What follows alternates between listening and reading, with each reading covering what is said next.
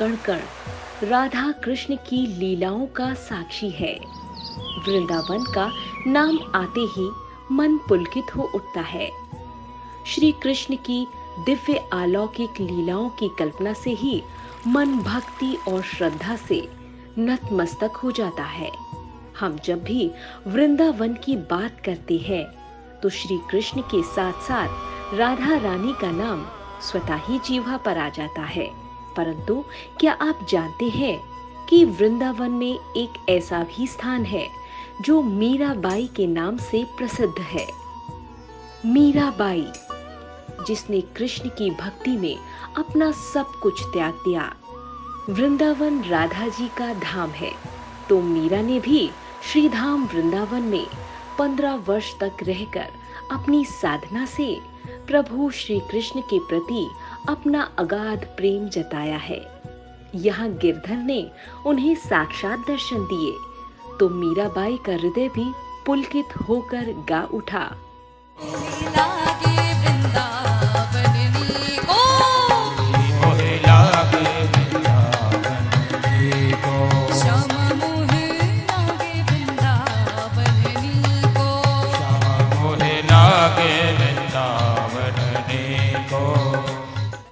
आज हम उन्हीं मीराबाई के ऐसे धार्मिक स्थल से आपको रूबरू करवाने जा रहे हैं जो वृंदावन के प्रसिद्ध मंदिरों में से एक माना जाता है। दरअसल यह मंदिर निधिवन राज मंदिर के निकट गोविंद बाग मोहल्ले में स्थित मीराबाई मंदिर के नाम से प्रसिद्ध है। मंदिर चारों ओर हरियाली से घिरा हुआ है। साथ ही मंदिर के बीच में चलते फुवारे से सादगी बरसती है। श्रीधाम में यह मीराबाई का सबसे प्राचीन मंदिर है। मंदिर के दर्शन से आपको इसकी प्राचीनता का अनुमान तो लग ही गया होगा, लेकिन अब प्रश्न यह है कि यह मंदिर कितने वर्ष पुराना है। क्या है इस मंदिर की मान्यताएं? क्या सत्य में मीराबाई यहीं रहती थीं? आपके इन्हीं सवालों का जवाब देंगे पूर्ण रूप से मीराबाई की सेवा में समर्पित 12वीं पीढ़ी के वंशज सेवायत प्रद्युम्न प्रताप सिंह जी। बोलो भक्त शिरोमणि श्री मीराबाई की जय। ये वो प्राचीन स्थल है जब आज से लगभग 500 वर्ष पूर्व चित्तौड़ की राजरानी भक्त मीरा वृंदावन में पधारी थी।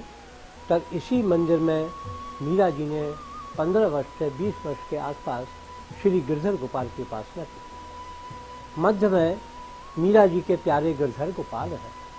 मेरे तो गिरधर गोपाल दूसरा न कोई, और जाके सिर मोर मुकुट मेरा पति सोई। गिरधर गोपाल के दाहिने हाथ पर मजीरे लिए भक्त मीरा जी है और बाएं हाथ पर श्री राधा रानी है। राधा का भी श्याम वो तो मीरा का भी शाम का दर्शन है। इन्हीं के समीप में नीचे का जो सिंहासन है, इसमें मीरा जी के दिव्य उत्सव विग्रह श्री राधा मनोहर जी की विराजमान है, जो भिन्न भिन्न प्रमुख उत्सवों पर प्रिया प्रीतम बाहर आकर भक्तों को अपना अद्वितीय दर्शन प्रदान करते हैं। इन्हीं के समीप में आपको एक छोटा सिंहासन दिखाई दे रहा है।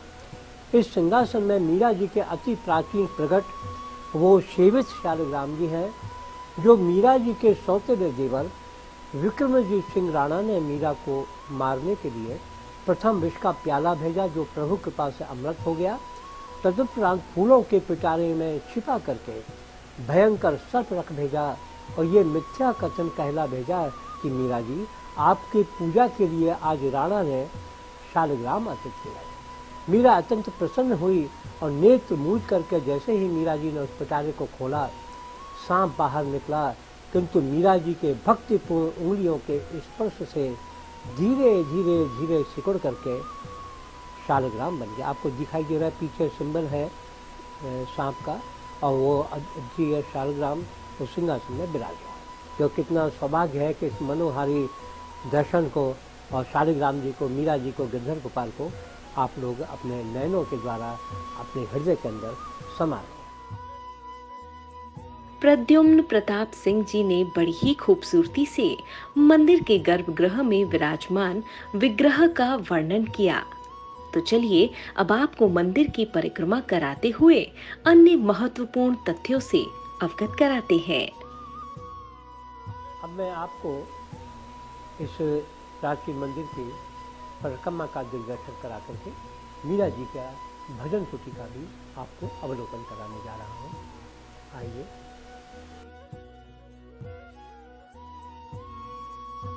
ये मीरा जी की देखिए प्राचीन इस मंदिर की परिक्रमा है और इसमें आपको एक विलक्षणता दिग्दर्शन है। इस परिक्रमा के अंदर भाव की बड़ी विलक्षण एक प्रकाशवान मर्म स्पर्शी हृदय स्पर्शी तरंगे हैं। मैं अब इस परिक्रमा के मध्य में पहुंच चुका हूं और इसी परिक्रमा में भारत के प्रसिद्ध से प्रसिद्ध संत महान भाव आकर के मीरा जी की आंतरिक अनुभूति का दिग्दर्शन प्राप्त करते हैं। इस यहाँ पर मैं जो कुछ भी बोलूँगा उसके अंदर एक तरह की आवाज़ गूंजती है।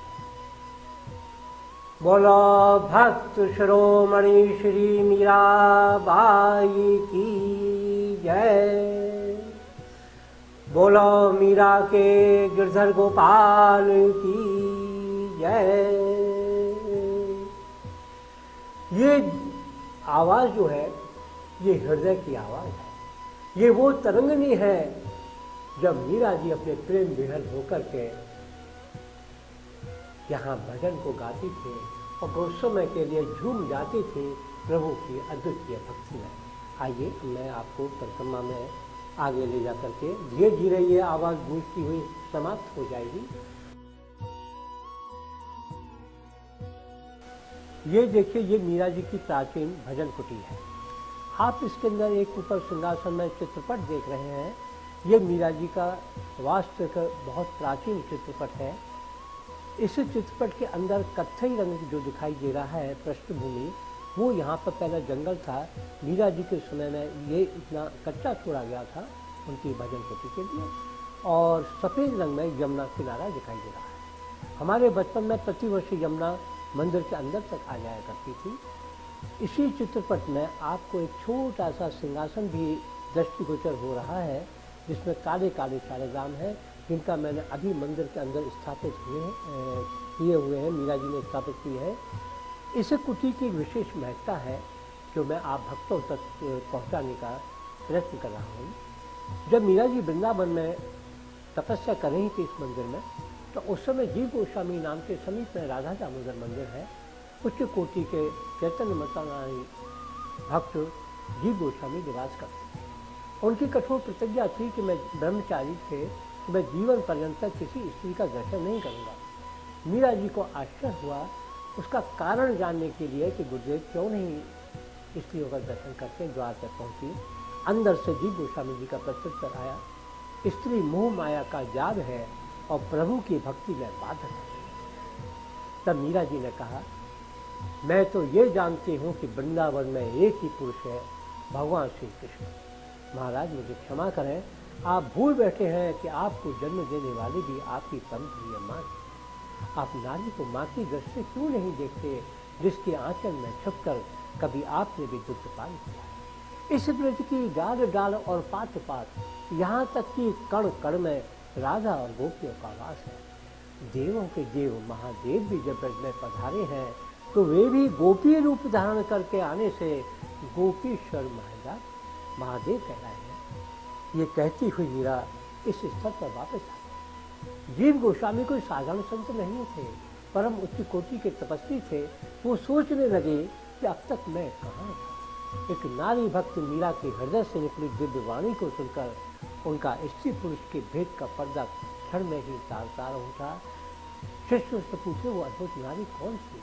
शिष्य ने कहा, गुरुदेव वो तो मीरा जी पधारी थी, चित्तौड़ की महारानी थी, श्री कृष्ण को पति के रूप में प्राप्त किए हो।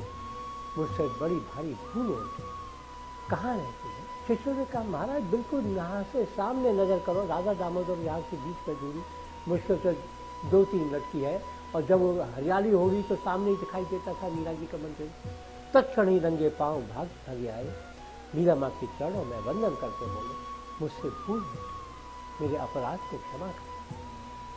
आज से जिस स्त्री पुरुष के हृदय में मीरा आप जैसी प्रेम भक्ति का ओजस्वी प्रेम दीपक जगमग करेगा, उस भक्त के समस्त हृदय की कालमा को प्रभु गिरधर गोपाल दूर करके मन में भक्त करना शक्ति बना। अब मैं आप प्रिय भक्तों को हमारे गिरधर गोपाल मीरा जी के अद्वितीय आरती के दर्शन कराने जा रहा हूँ। इसकी दर्शन प्राप्ति से आपके हृदय में अत्यंत असीम प्रेम अनुभूति की जागृति और आरती के इस अमूल्य दर्शन से भक्ति और शक्ति